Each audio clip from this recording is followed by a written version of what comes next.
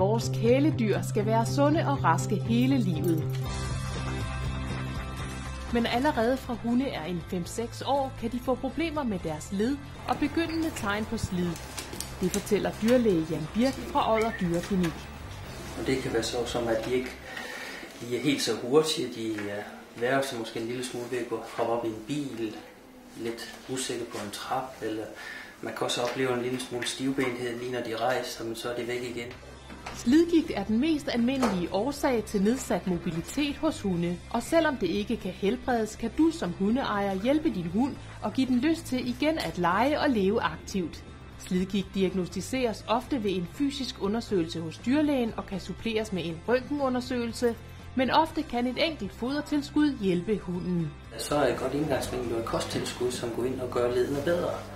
Og det er jo fordi, at man har kosttilskud, der styrker ledkapsler, sener, ledbånd.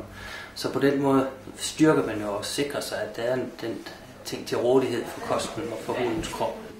Dyrlæge Jan Birks egen hund Fifi er 13 år og har fået kosttilskuddet Cadosan hver dag i en 3-4 år.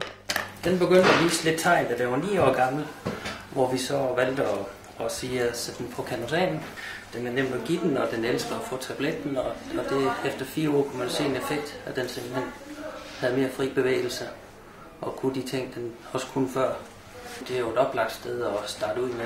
Der er det bare mange, der vælger at have det som en godbid. Ligesom jeg gør med min egen hund, der giver jeg jo lige sådan en tablet, inden vi går afsted på morgenturen, og det ved den jo, det er jo der mit højdepunkt at få den. Husk i øvrigt altid at holde øje med, hvordan din hund går og har det. Som hundeejer er det jo vigtigt at være opmærksom på sin hund og dens fysiske tilstand, og det er jo også i form af vægt. Er den overvægtig, så har det en stor betydning for ledbelastningen. Hvad er det, man laver med ens hund? Det kan godt være nogle ting, man skal nedtone, fordi at det er ikke godt for et belastet led at lave for mange hop, hvis det handler om det.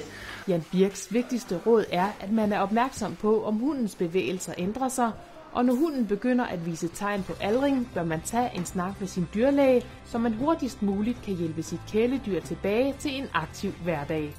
Og det, der er vigtigt for os, det er jo, at vi hjælper vores hund på bedst mulig måde, og at den lever godt med det. Og det vil vi jo gerne alle sammen sørge for.